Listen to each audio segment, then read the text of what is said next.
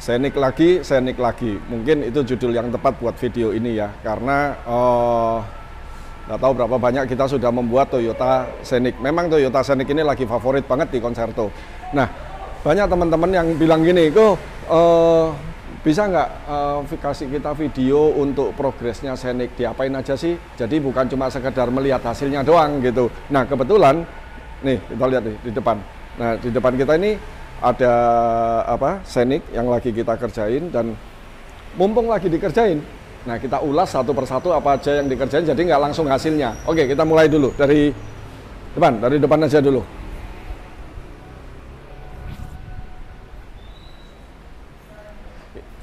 Yang ini bukan hanya di Scenic ya, tetapi di semua mobil kita pasti mengerjakan untuk bagian kelistrikan dari ruang mesin selalu seperti begini. Oke, kita menggunakan dua buah kabel. Yang pertama adalah untuk positif, yang kita beri warna yang selalu berwarna yang lebih terang. Kabel kedua kita menggunakan kabel juga berukuran sama, di mobil ini berukuran 4 AWG dan berwarna gelap supaya mempermudah ya internasional lah, hukum internasional kalau memang yang positif selalu lebih terang ya. Oke, lalu untuk pemasangan penginstalasian kabel-kabel ini kita menggunakan kabel tis ya namanya, supaya kabel ini nggak goyang ya. Lalu untuk menginstal bagaimana masuk ke dalamnya, kita selalu menggunakan grommet. Banyak video-video kita di video-video yang lain bagaimana kita memasukkan grommet. Oke, jadi di Scenic ataupun di mobil apapun untuk urusan kelistrikan di ruang mesin tetap sama, yaitu kuat, pemasangannya kuat, kita bracket, kita grommet, kita bedain warnanya, dan fuse-nya, ukuran fuse-nya dipastikan harus betul. Nih, juga fuse-nya juga nggak goyang. Nih, oke ya, kelihatan nggak goyang. Kutub positif harus ditutup ya teman-teman ya. Kutub positif harus ditutup. Negatif nggak perlu ditutup, tapi sebaiknya juga nanti ditutup. Oke, kutub positif, negatifnya ditutup. Pastikan tidak goyang, dan yang paling penting adalah ukuran fuse-nya di dalam. Karena kita menggunakan 4 AWG, maka ukuran fuse-nya adalah 100 ampere. Cukup untuk ruang mesin. Lanjut.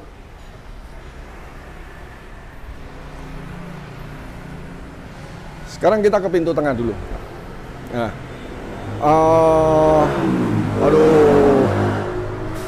tentu saja Scenic itu kita sebut mobil keluarga, setuju nggak? Bukan hanya egois ya, bukan hanya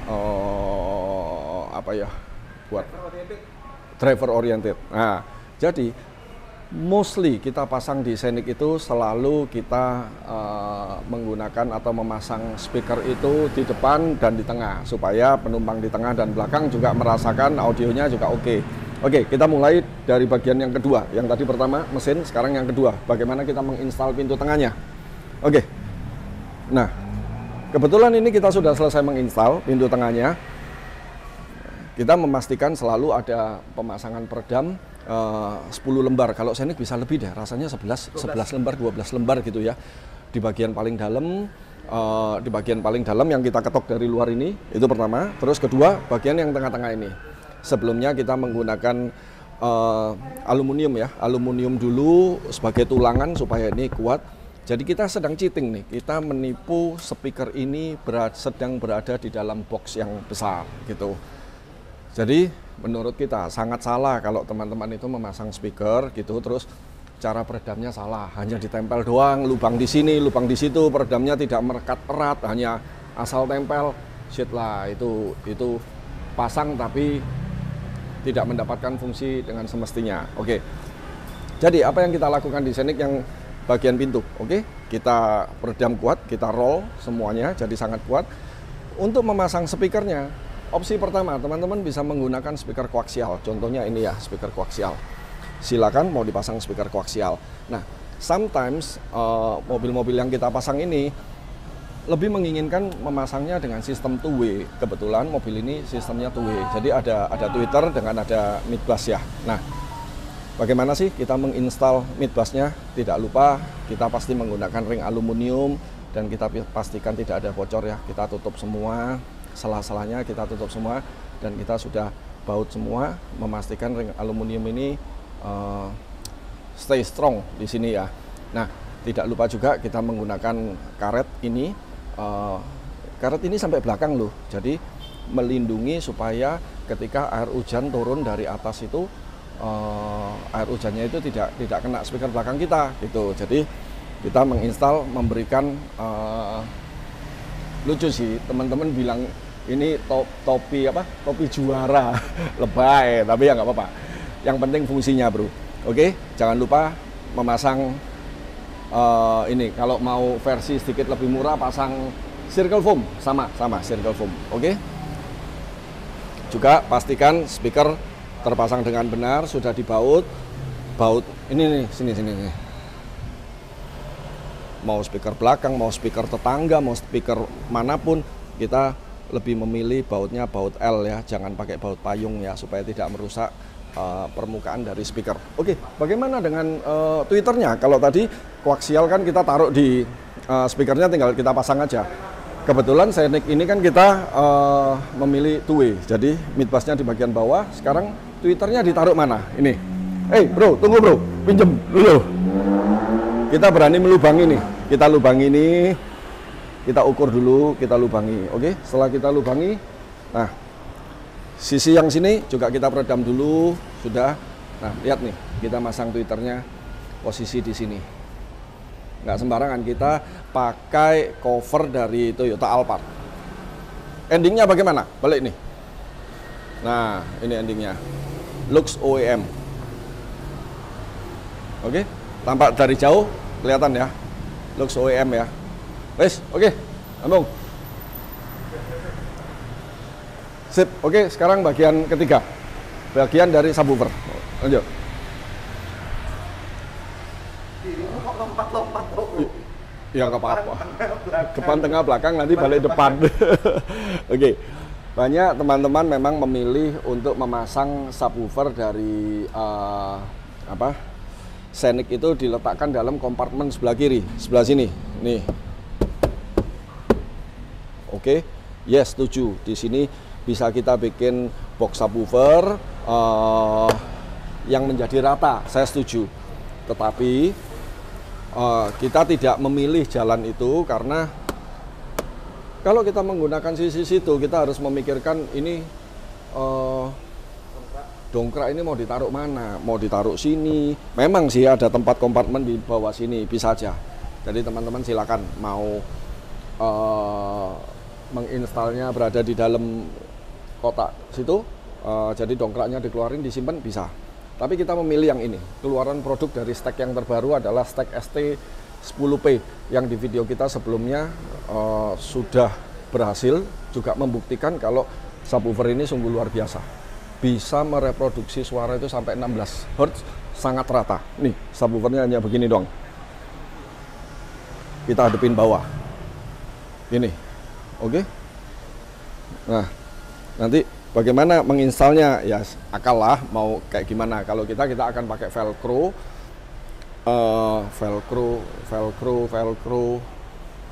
kretekan bahasa Surabaya. Nah, dikretekan tapi akan sangat kuat. Kita akan sangat yakin kuat.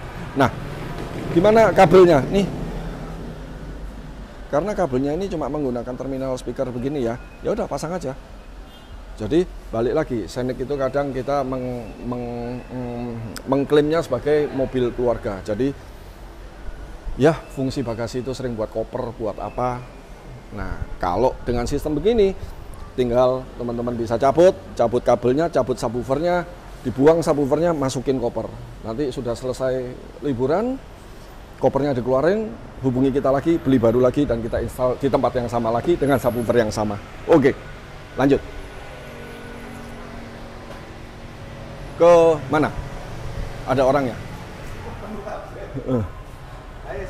Oke, lanjut. Bagaimana dengan yang pintu depan? Yuk. Kebetulan di mobil Scenic ini sistemnya agak cukup oke ya. Jadi teman kita ini memilih seri dari Audio Circle ProLine 3-way. Nah, tentu dengan Audio Circle ProLine 3-way itu gimana ya? kita melakukan pemasangan menginstalasi midbusnya itu sedikit berbeda. Karena kita nggak mau midbus itu ada di dalam pintu, lalu kena air, midbusnya harganya cukup fantastis, lalu tiba-tiba pindah mobil atau 3 bulan lagi pas kebetulan musim hujan terus midbusnya berkarat. Nah, kita nggak mau itu. Di Concerto kita mempunyai cara khusus bagaimana membuat midbus itu supaya tidak berkarat, tidak kena air. Semua midbusnya kita lindungi supaya midbusnya awet. Mau pindah mobil 10 kali juga midbusnya still oke, tidak ada karat, tidak ada apapun. Cuma konsekuensinya memang kita harus door trimnya kita sobek. Nah, bagaimana contoh kita sobek door trim? Ya contohnya gini. Permisi bro. Mau nggak mau door trimnya memang kita harus sobek nih. Untuk melindungi speaker itu sendiri dari air, dari apa ya. Tapi sobek juga dengan apa SOP yang jelas ya. Kita sobek juga harus rata, tidak aneh-aneh, tidak keluar. Kita bikin frame-nya juga harus rata. Terus sangat rapat ya, rapat ya, rapat. Oke. Nah, sekarang langsung ke ini. Nah, tunggu ke speakernya dulu dong, ke speakernya. Nah, mid-range-nya kita cenderung memilih untuk menginstal mid-range itu berada di tempat orisinilnya ya. Nah, jadi yang pertama kita bikinin frame-nya dulu. Oke. Speakernya kita install dulu speakernya. Oke. Nah, kabelnya apa ini kabel ini? Oh, belum terpasang. Oke. Nah, kabelnya juga jangan lupa nanti dibungkus semua. Setelah itu kita langsung install di tempat orinya. Nah, ini kan belum jadi ya. Ayo ke sana, lihat. Yang kiri sudah jadi tuh. Yang kiri. Diliatin. Oke.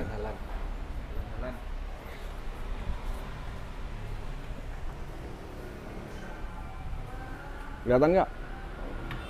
Oke ya, kelihatan ya. Hah? Angel. Oke. KB video midrange. Oke, tuh midrange-nya yang sudah terpasang. Nah, tinggal Twitternya ya, lagi dicat.